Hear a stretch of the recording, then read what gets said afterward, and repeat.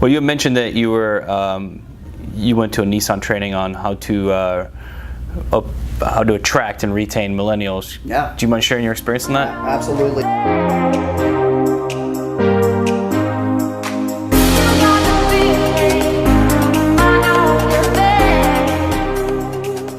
The whole premise was basically,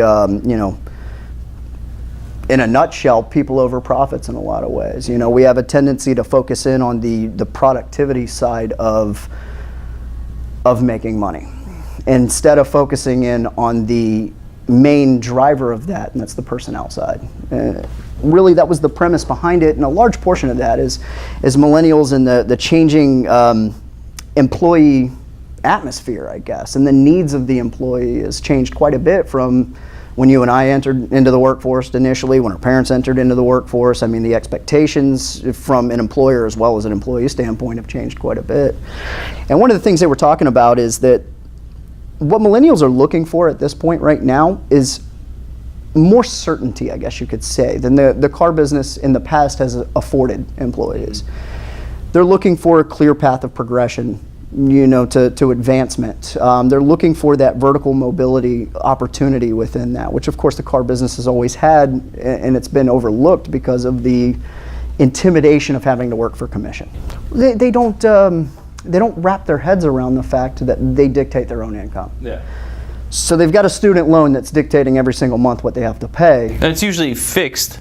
Absolutely. Yeah. So they got a fixed amount that's going out, and you've got a variable amount that's coming in that doesn't bode a lot of confidence with the and some of that is based on not only flow of customers, but how much time they've spent with a customer, whether or not, you know, they could have the cost of the missed opportunity of walking and finding somebody else or going online. They've changed a lot of technology in just the past few years. Really?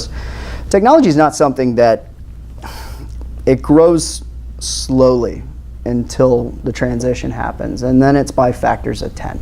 It's not like it doubles every couple of years. It is by factors of 10. And the better technology gets, the better artificial intelligence gets, the better the, oh gosh, what is it? Quantum computing. The better quantum computing gets, and the ability to process information faster, and we haven't even stepped into the 5G network aspect, because that's going to be a huge game changer there. But as technology improves, it improves itself faster than before. Think of how long it took us as humanity to get to the airplane, and then from the invention of the airplane to World War II was a very short window with massive technology gains in between. And that's what I see right now happening in the automotive industry is we've hit that point to where technology is growing by factors of 10, and that consumer confidence is building in those increases, because as millennials become car buyers, they're used to technology. They grew up with it. They're not used to not having it. So that being in their vehicle, that's going to be a required item. You know, that's why the new kicks that came out, it was less focused on I would say the power of the vehicle, the engine transmission, and more focused on the looks, the aesthetics, and the technology availability. Was that the Rogue? Was it the new Nissan Rogue? It was the Juke. The Juke. The Juke was that was a fun vehicle, but it was a really narrow Juke niche Studio, market. right? That you could like. Juke Color Studio. Yeah, you got the same concept with the kicks. It's the Juke was focused towards that buyer, but oddly enough, it didn't hit that buyer. What we found actually was the baby boomers finding more value in the Juke than the millennials. It was kind of odd. That's you'd know the answer to this. Is that only in Florida, or is that across the U.S. with Honestly, I wouldn't know the answer to that. I just know in our local market. It was kind of the same concept with the Cube that came out, that small little square box SUV. The Cube was good, but